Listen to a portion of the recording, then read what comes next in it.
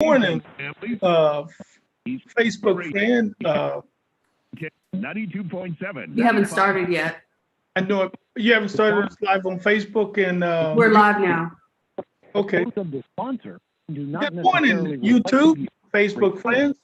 Thanks for joining us today. We have a show today that we're going to talk about one of the most prevalent issues facing our community.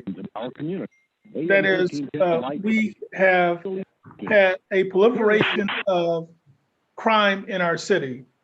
And we look across the country, we have a dramatic increase in crime all over the country. And today, our elected officials seem like they're powerless to come up with a solution to solve the problem. There's a lot of different things that are important to as it relates to crime prevention. And so today we're going to discuss some of the ideas because we want to live in a safe city, free from gun violence. And also we want to see the dramatic homicide increase sustain a systematic reduction. And because every life is important. And we're going to talk about some of the issues today in order to get this problem remedied. Okay, we'll take the first caller. Go ahead. And our number is 317-239-1310. Okay, RJ, you got a question coming for our show today. Yes, I was calling in, Mr. Lee. Yeah, you had some suggestions for crime prevention. That's the topic today. What is your thought, RJ? What can we do to reduce this? Just to give you a good example, RJ, we've had 368 people that were shot in Indianapolis as of July 1st. We've had, as of July 1st, we had 126 homicides. So we have all these killings, and we saw some kids with temerity to go downtown Indianapolis, the store shooting up like they're in a gang war or something, downtown Indianapolis in public streets. So what is your idea to reduce crime in this city? Go ahead, sir. I would think to get with our young youth to get them some training. If they's out here on the streets, don't have a job, he's got a permit to carry a gun, then he needs to be signed up for a draft or a boot camp, something to, show him really what he's carrying and how to really protect himself, that he don't really need to carry a big gun like that to live in this world.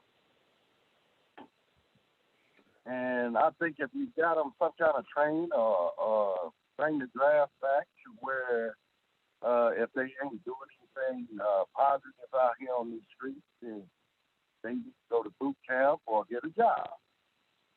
And, I think that'll solve a lot of the running around and, the misunderstanding that they got going on today. Well, RJ, what about this? Okay, 2 points. Sound like to me that your idea is that we have a lot of young folks out here that are carrying guns, and one of the solutions is to put more structure in life by having like a boot camp or draft or something like that. I guess is what you're advocating, right? Well, what about the fact like we're now telling society that we need to have somebody else monitor and control our own kids? What about the fact that the problem? Go ahead. That ain't really what I'm saying, because I'm an uncle. I got nieces, nephews, young people that I love, and I'm seeing them killed in the streets. And I'm saying they infatuated with guns, and they got permits to carry the gun, and they don't know what to do with it. So I feel if they infatuated with the gun and all that, then they want some kind of training for that. And after all, we do need, with the things that's going on in this world, they do need some type of training. And a lot of them is carrying the guns for protection. They don't know how to protect themselves. So if it's like that, they need to go and get some kind of training. And that would be where it won't be all that in our streets and wearing our loved ones and figuring out where they, where the kids are. We seeing it happening every day. They dying in the street by their own guns, killing up each other.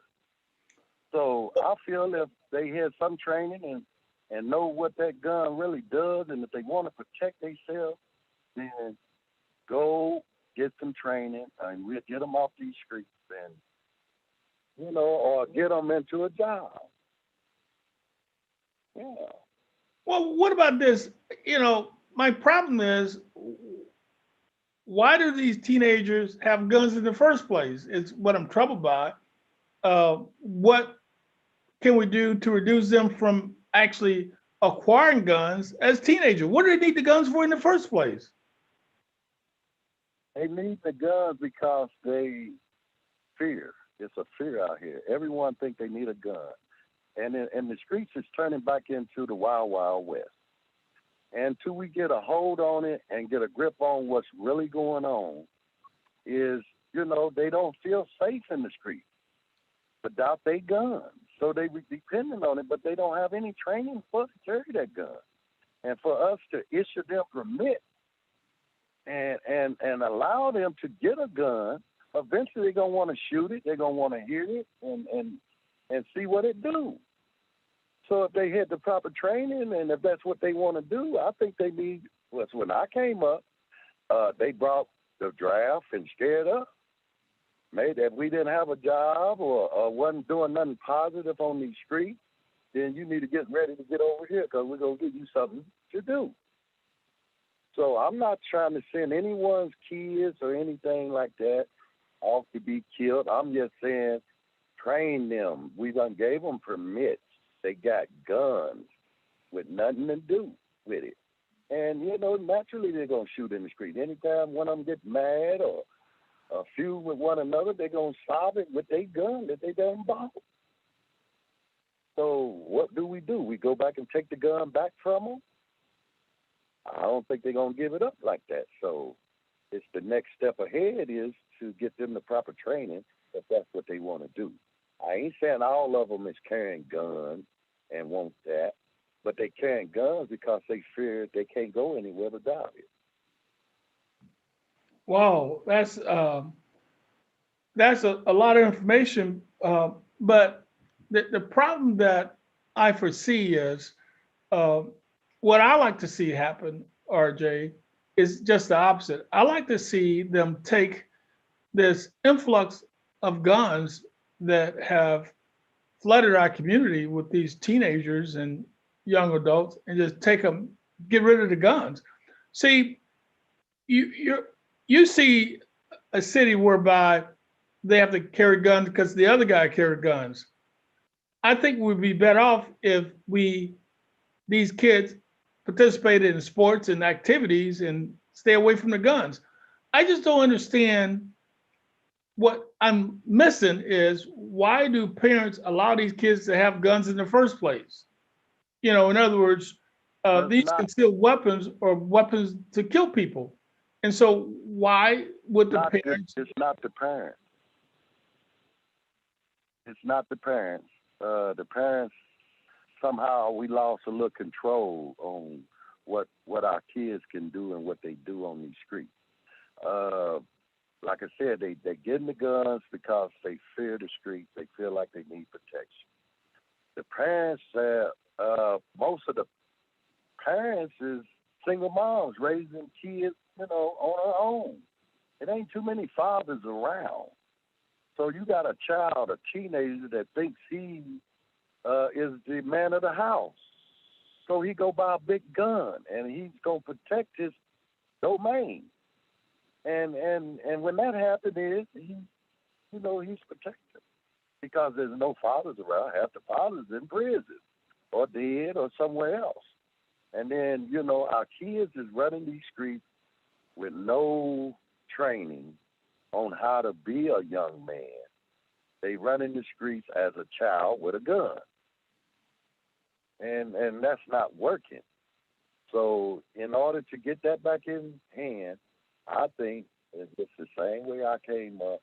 When they told me that I had to go register for the draft, then I had a different look on life because I really didn't want to go and be trained I thought I did, but I didn't. And then when that opportunity came, when they told me to go get drafted and we go send you over here, that made me change my life. I got in there and I got me a job and I straightened my act up and I got rid of the gun. So I know for a fact it works. So, well, thanks a million. Thank you for your comments. And we'll have some other callers weigh in on this because, RJ, because our politicians are not coming up with the right solution. So I'll say next caller, go ahead. Yeah, they got training. You know the training coming from, mate? It's coming from the rappers. They tell them how to go out and shoot and kill each other, and nobody's talking about that. They're getting it from the hardcore pornography they watch. They're getting it from the people telling them that they can run from the police and rebel against the police. They're getting it from groups like Black Lives Matter who got using black people just like they used them during the Civil Rights Movement. It's so embarrassing to see Black Lives Matter at the city council a couple nights ago down there pimping these black women and black men and making them go up and do all the talking and go and bust out people's glass and stuff. And then that gets stuck on us. It gets stuck on black people, and they're not helping nothing. When they have a bunch of people murdered here in town, Black Lives Matter is nowhere to be found. So we're doing it to ourselves, Nate. And I don't know what the problem is. I know most of the people that have doctors and stuff behind their names. I've come to the conclusion that they have those that because they've learned to overlook the obvious.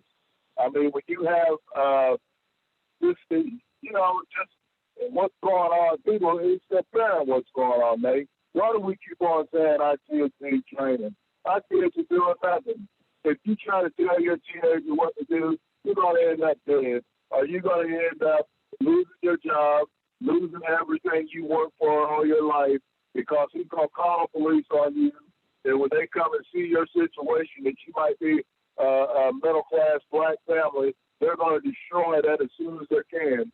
And Prosecutor Miller's got the nerve to come on and talk about what he's doing. The process of the prosecutor's office, any process of any prosecutor's office across this country, Nate, and you know this very well, is to stigmatize young black men with felonies as soon as they get the chance to by overcharging them and making them plead to a felony. So all the stuff we're talking about now is nothing. I mean, the city council meeting, they had a situation the other night talking about they appropriate all this money, but what they really do is appropriate it to sell dope. The health and public safety bill is nothing but to sell dope. They took over from the Rubin Center. I was down there the night that the Rubin Center got their financing. What happened is that the main thing they was talking about. Hey, Larry, wait a second. Hey, Larry, you make a lot of points. Hey, Larry, you're making a lot of points because we have like about 6 people on hold. So all callers, I need to limit your comments to 2 minutes today because our lines are full. It's apparent what's going on, mate. We already know. Okay, thanks a million, Larry. Okay, next caller.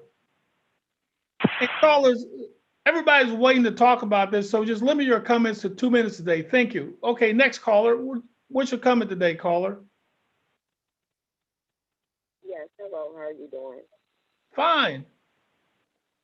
We're talking about crime reduction. We kind of went off on a tangent, but we're talking about the issue here is that we've had a record number of homicide.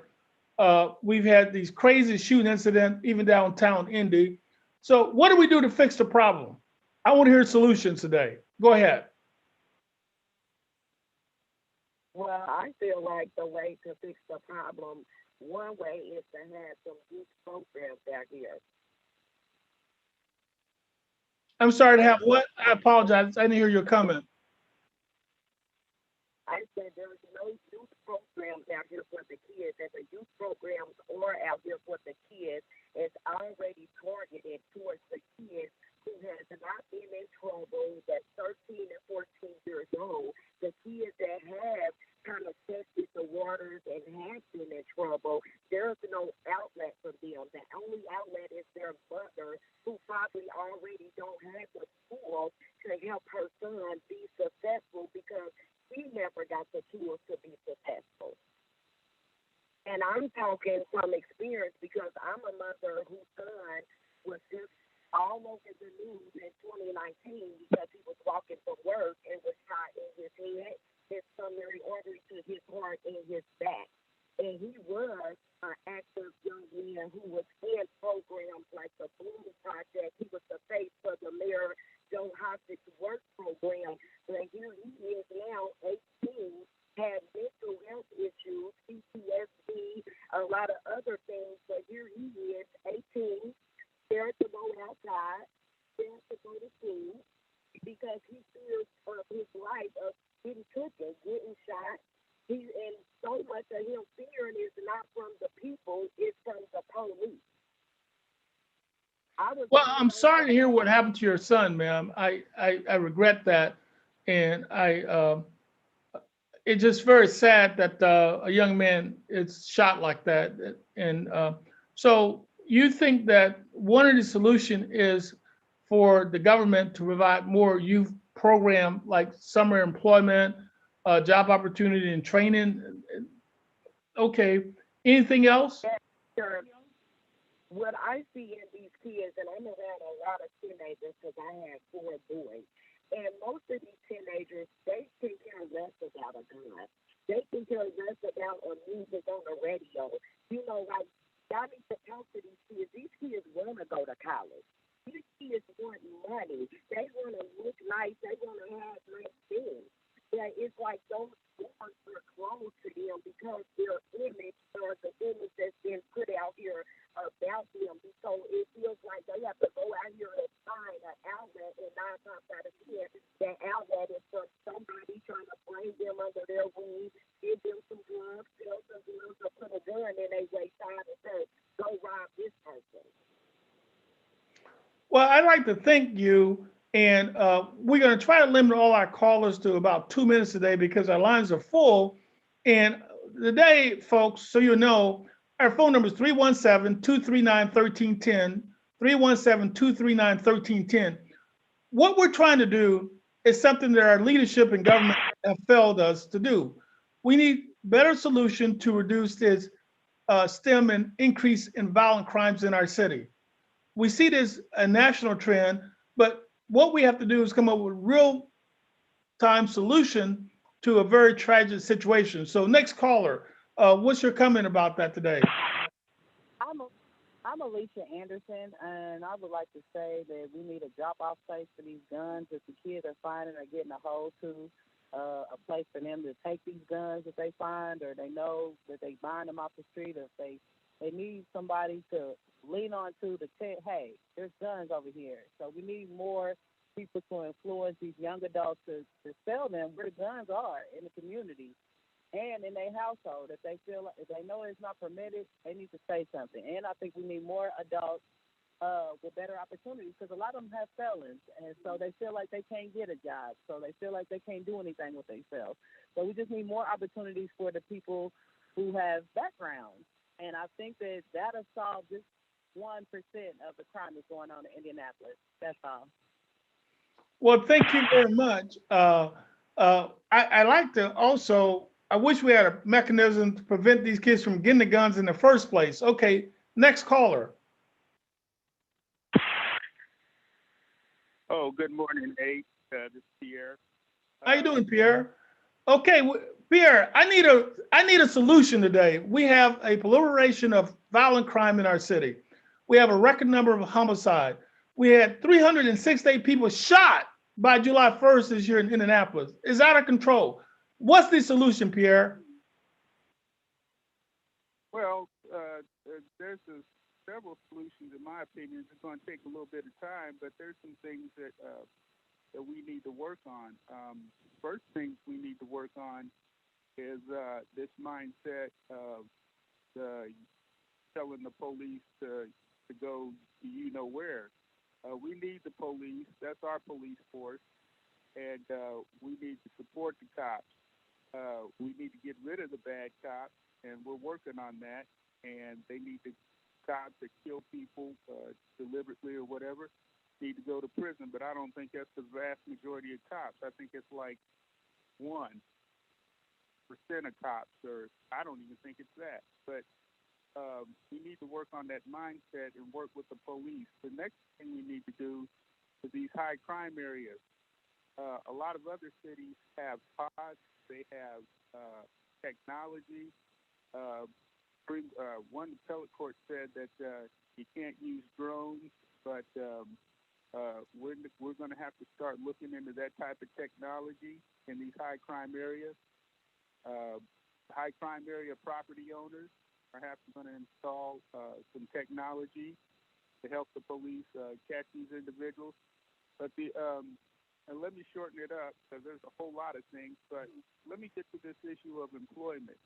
There's something that the Black community needs to watch out for, and there leaders like you and other community leaders, I need to keep an eye on some of these big employers, because what they're doing is, for example, in my workplace, everybody that works there that's Black, like me, they're an African.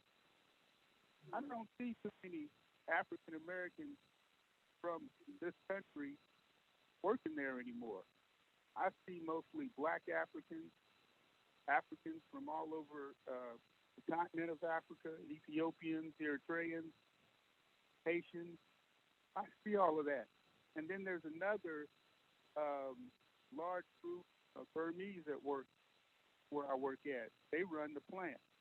They run the warehouse. What I'm saying is, their communities, if you look at their communities, they're probably at 90 to 100% employment. They all have jobs. And if they want a job, they can get a job. It's not like that for Black Americans. And we need to watch out for that, because that's becoming a trend. And we're being replaced in our own country. And I don't care what anybody says. I'm not stupid. I've been working for 40 years. I know what I'm looking at. And I see what these companies are doing. Not all of the companies are there yet, but they're going to start following the big ones' example. And it's going to get even worse. And hell, we might even need to hire more police to put them in some of these high crime areas. But y'all need to keep an eye out for that. Community leaders, I'd like for you to go take a tour of my workplace and see what I'm talking about. Well, thank you very much for your suggestions. And this time we're going to take a short commercial break. I know our lines are full. Hold the line. We're going to get all you in, hopefully before the end of the show. Thank you for holding.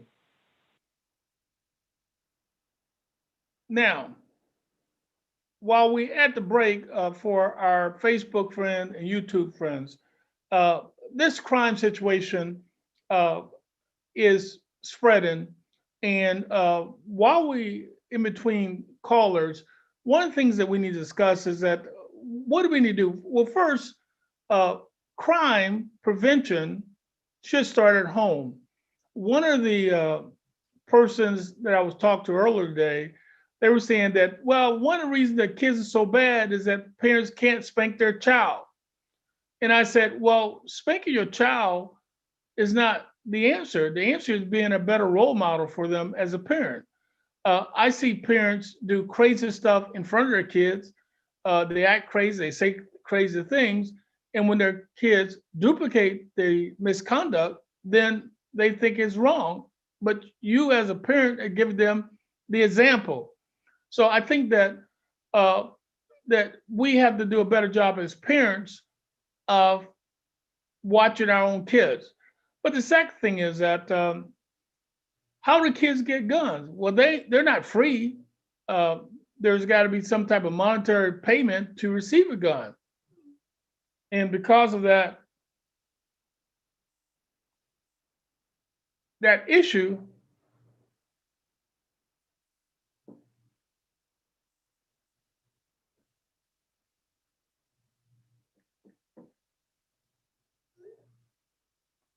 now, so the point is that we can't forget about the fact that the key person involved in crime prevention, it starts with the home, the apartment. wherever you live at, that's where crime prevention starts. See, we can't say that we want the police to police more and think that that's the solution. That's not the solution. The best solution is to be better parents. Make no mistake about that, folks.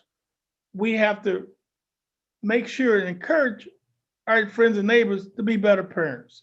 Uh, I think that when we say that we have to have somebody else regulate our kids, I think that's the wrong approach.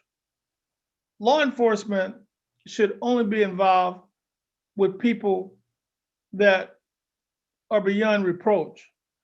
I think that we need to give our kids tough love, uh, guidance, rules, uh, keep track of their conduct, and be a model as a parent. If your child see you using drugs, then you can't complain about your kids using drugs. If you get drunk as a skunk, they say, in front of your kids, why can you complain when your kids emulate your conduct? So I think that there's a lot of different things that we need to look at very carefully. But in terms of crime prevention, folks, crime prevention should start in your home. Make no mistake about it. Now, let's go back to the next caller. Caller, you have a question or comment in terms of crime prevention. Go ahead. Hello? Yes, I was just calling in because I believe everything starts with the head and not the tail. So I believe if, we have these kids that's getting caught with guns and things like that, consequences behind everything, but let's start going into the homes. The system start going into the homes to see why this child is venturing off to the streets, why they feel like a gun is the solution, and what is going on at home, not for as neglect, but what type of relationship do that child, the head and the tail have? What type of relationship do the mother and that child have? Are they communicating? Do the mom need help or tools to be able to communicate with her child to see what's going on with that child? Because all times it's not a child is carrying gun because of violence or things like that. Well, okay. What about this? Do you think that the parents should have a greater role in preventing their kids from obtaining guns in the first place? Yes, I do. And as a parent, what do you think parents should do differently to make sure that kids don't carry these deadly weapons? What can the parents do? Well, the first thing a parent needs to do is time. Time is everything right now with children. Get into your child's business more. Be their friend, but be their parent. When they're out with friends and stuff, quit letting your kids tell you that they're going down the street over Pookie's house and over Tyrone's house.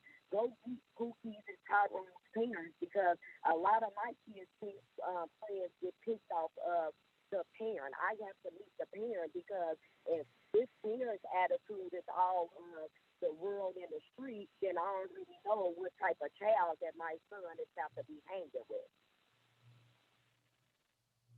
Okay. That's more proactive first instead of pointing fingers at the system, the police, and all of that. Point fingers at ourselves first as a parent. Let's do what we can do to the capacity of the tools that we have to get more into our child's business, their lives, and what's going on with our child to make them feel this way. I'm a firm believer that distractions come through all type of things, from music and TV and all of that. Be a little more often on what you allow to come into your home, through the radio, from the people that they're listening to, from what they're watching on TV, from even what the parent is watching on TV. Because I be in the car on the side of some of these parents, and like the parents are grooving and bouncing more to NBA Youngboy and all these rappers, and the kids in the back seat is. Well, thank you very much, caller, for your advice. And we look forward to talking to you again in the future. Thank you. Next caller. Hey, how's it going? Great. Hello? Who's speaking? Hello? We can hear you loud and clear. Go ahead, sir. What's your name? Hey, wonderful conversation. Really can't knock it out over 2 minutes. One thing, parents need to make better choices. I hear a lot of women calling, and that's the problem. A lot of single women. Where's the fathers? We need to make better choices. We need to have better relationships and be selective. Well, I'm not going to say that. Be married when you have your children, because we are finding out now women cannot take care of these boys that's growing out here, because once they get big, they smacking mama and running their house. And some women got the boy playing daddy because they out there really trying to take care of their mother. We don't want to talk about that. And I'm kind of tired of hearing people government need to do. The government wasn't there when you was having that baby. We want the government to raise the black child. And every time I see on TV when we have these little activities, I see all the black boys, but I don't see the parents helping people out. As a taxpayer, we cannot see a single black child in the city. We can't make choices. I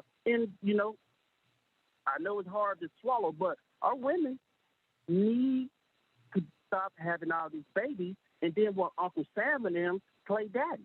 It's just hard. It's just hard.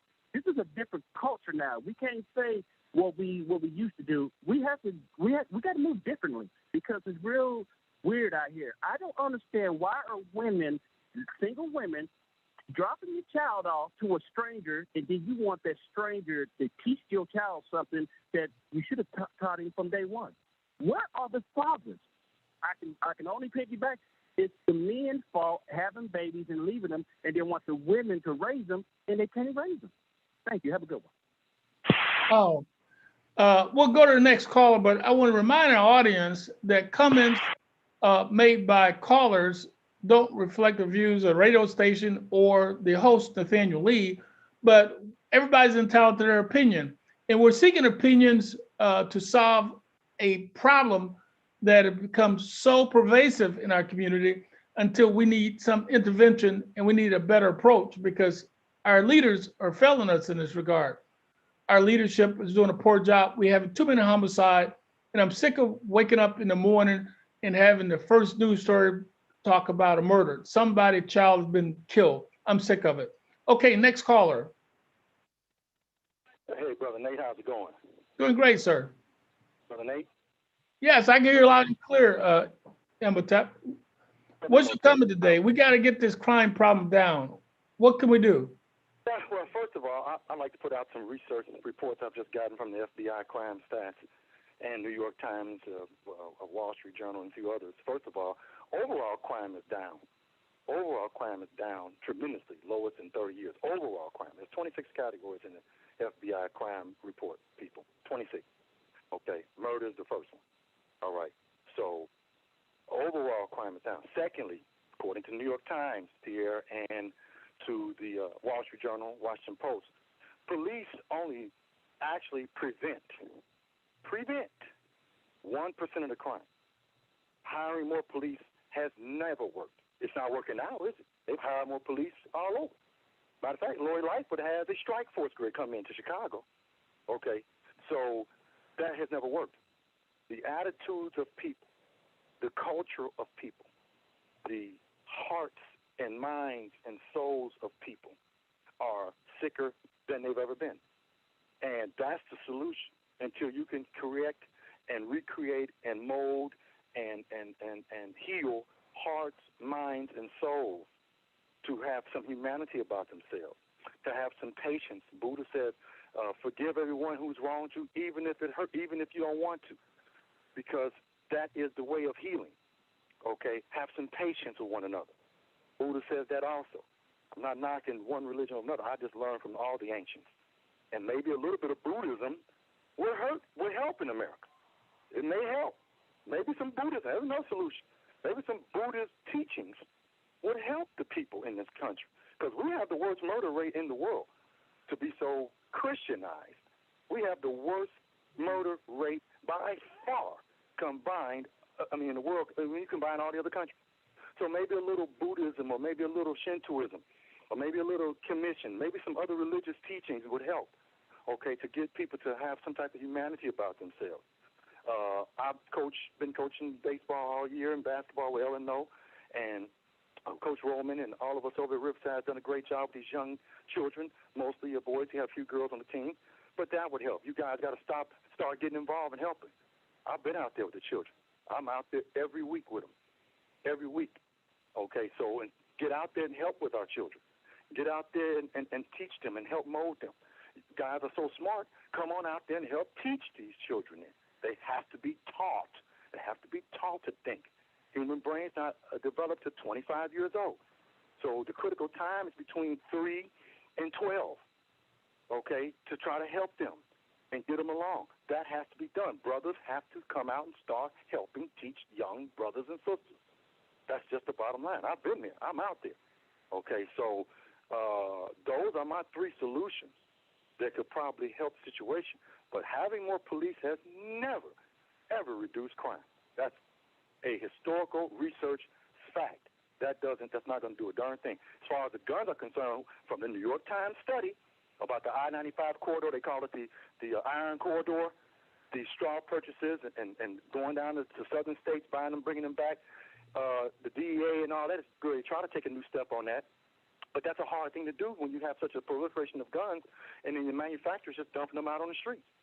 So you got to figure out something. But the federal court the other day just approved Jewish community in New York to charge the manufacturers with a slaughter. I don't know if it's New York or Ohio, but did you see that, Nate? Where the federal court they're allowing some of these lawsuits to go forward because one of the problems we're having is that there's so many guns on the street. You know, if you look at guns worldwide, Imhotep, the United States, we have about 330 million people, and we're probably 4% of the world's population. But in terms of private guns ownership, the United States is like 45% of the world gun owners. And so in other words, this is insane. We just have too many guns in this country. I mean, you look at those studies and then you say, what the heck? We just got too many guns.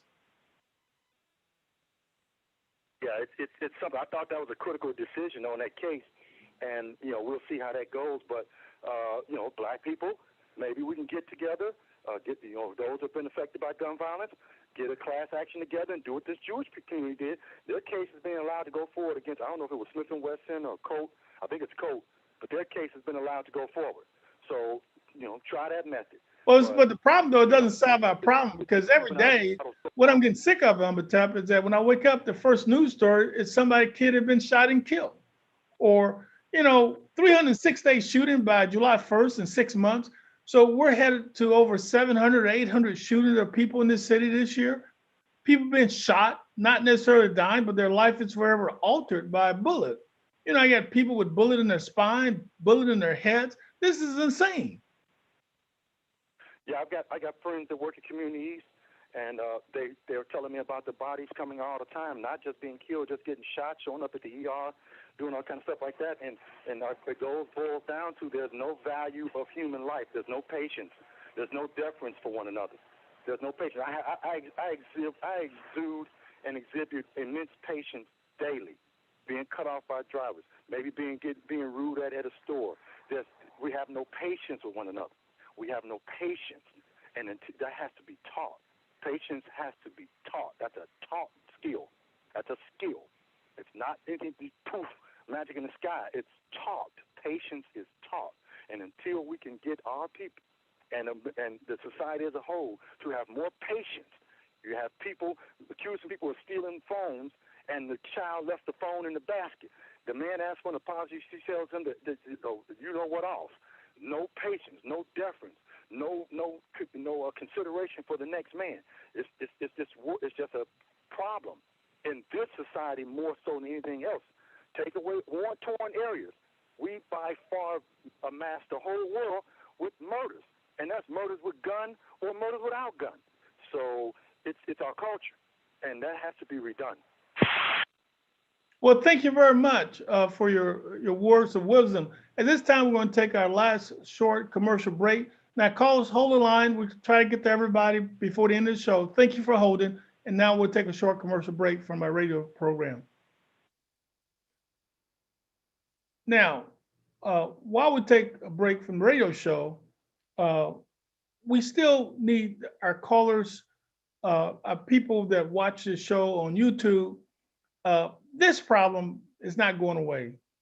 There's just too many guns and too many kids with guns in our country. We need some real solutions to this problem.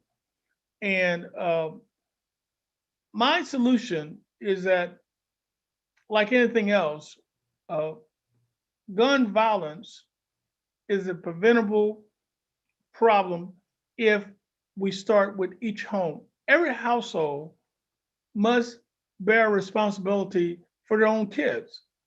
I don't think that it's a ever good idea where we would relegate someone else to manage our kids.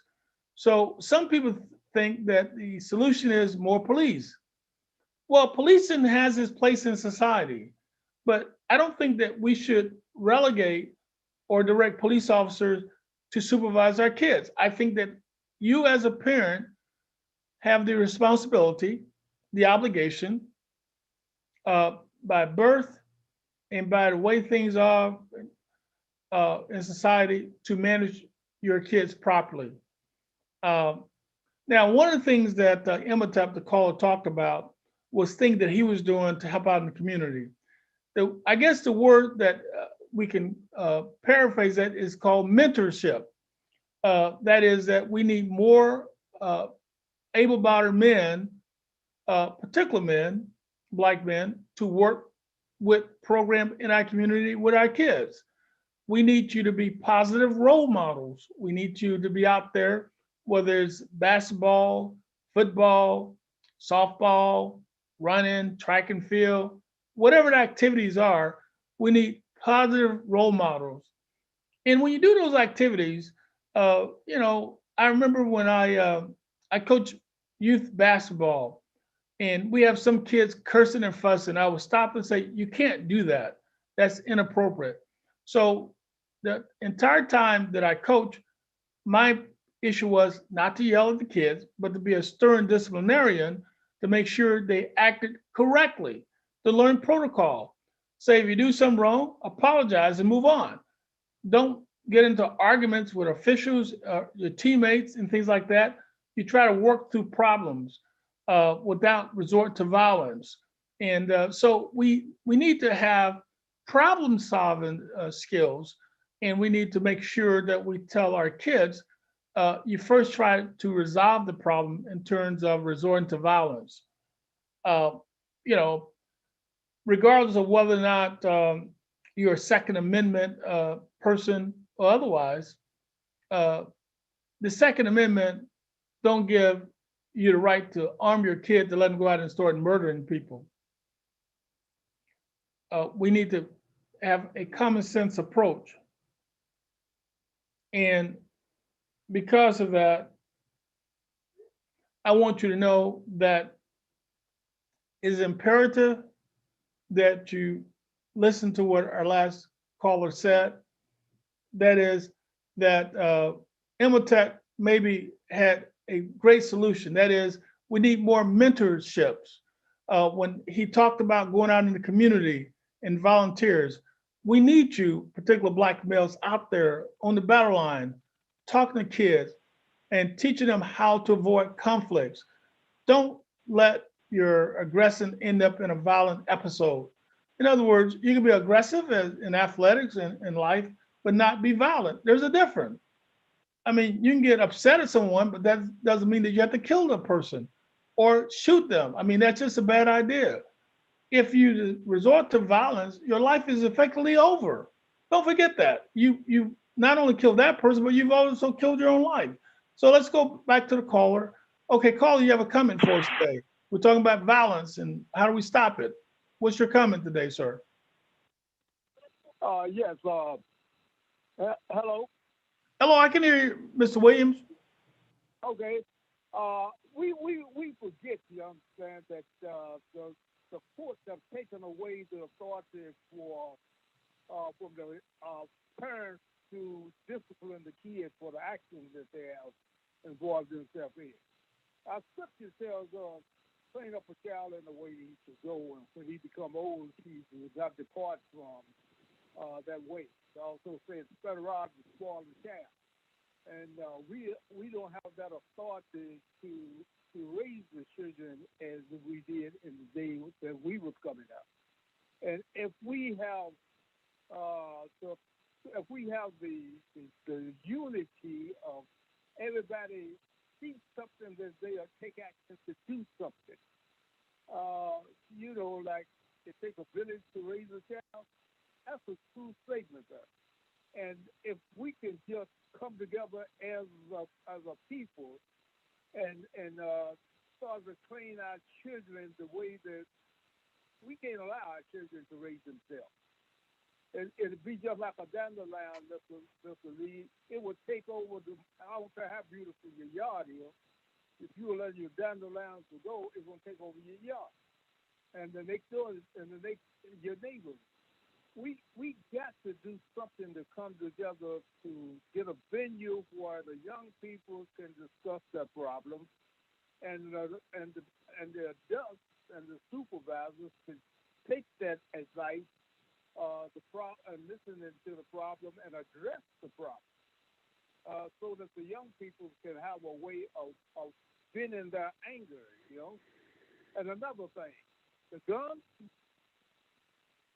Everybody knows who got these guns.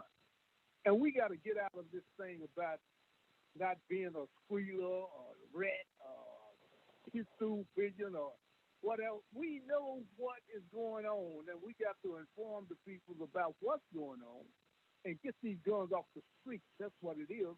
You got to tell the people, somebody, report them who got the guns. Another thing, one more thing, and I'm gonna listen. If you will not ban the guns, if we can't get the guns banned, ban the bullets. I've always said this: if a bullet costs you $15 to $20 to buy a bullet, then the gun will be just like a walking stick, an accessory. It won't do you no good because you can't afford to shoot the bullet. Well, let me ask you something. The key question here is this, and this is very important. Once a kid go out and shoot and kill another kid, 2 lives are over. The kid that he killed and his life too, because he's gonna be in prison for the rest of his life. He loses adulthood. So the question is, what can be done as a parent, prevent these teenagers from obtaining guns? And secondly, what can we do in general to reduce this spread of violence by guns in our community?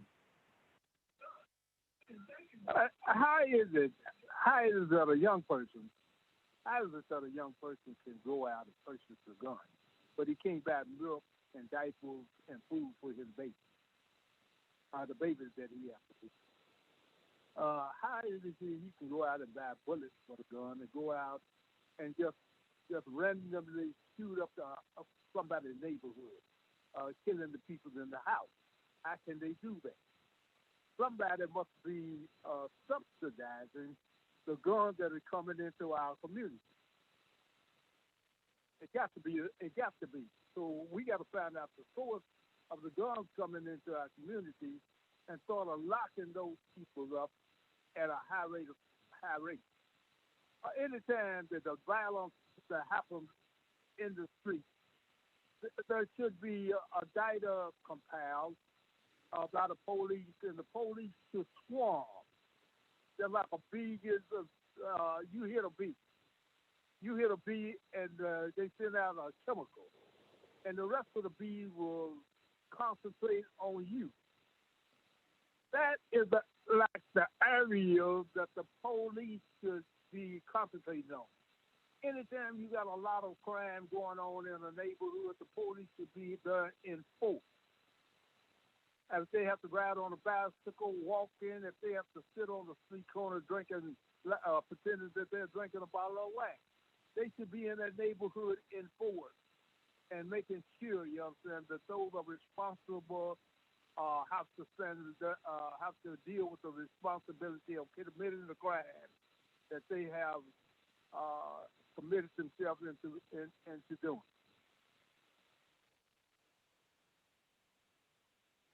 Well, what the second problem though is that we've seen this violent increase in murders and shooting.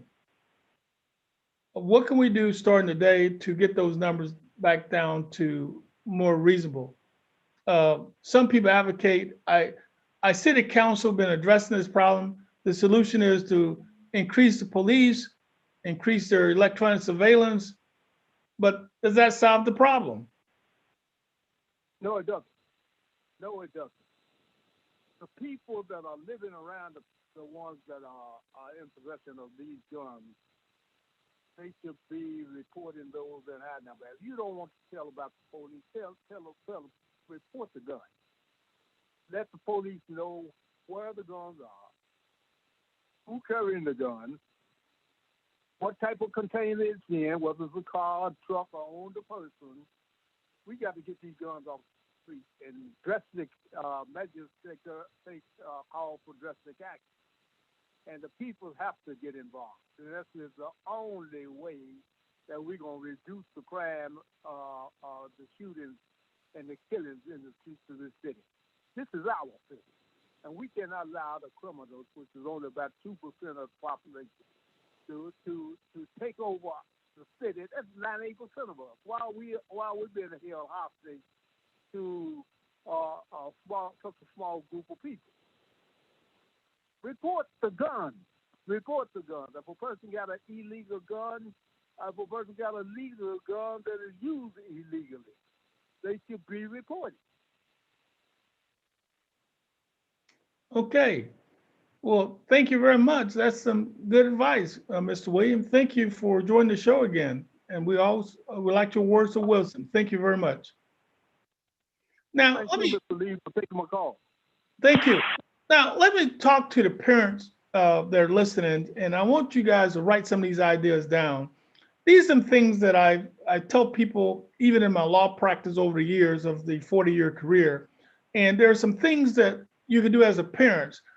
I believe that the key to reducing crime, in particular this gun violence, starts in the home.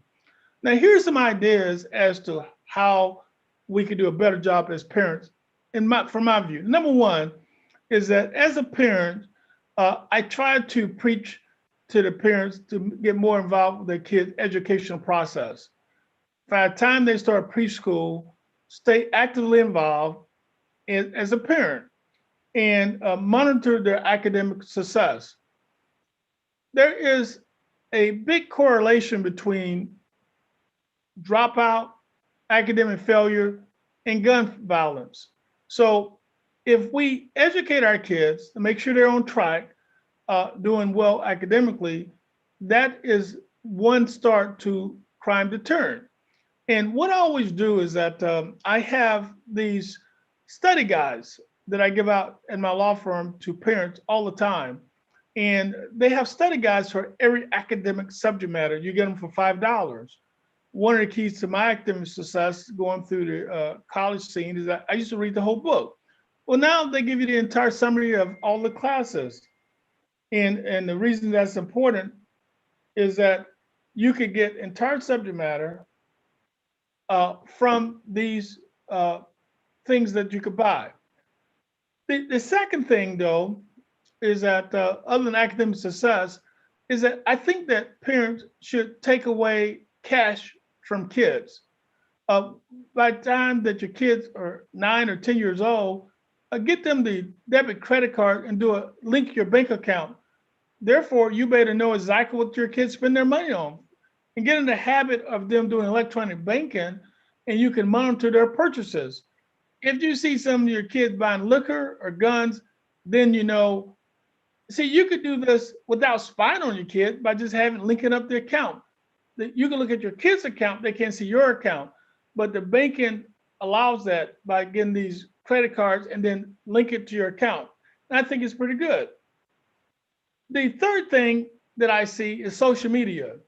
Our callers talk about the rappers and things like that, but social media is just such a terrible, terrible thing now in terms of where they're using it.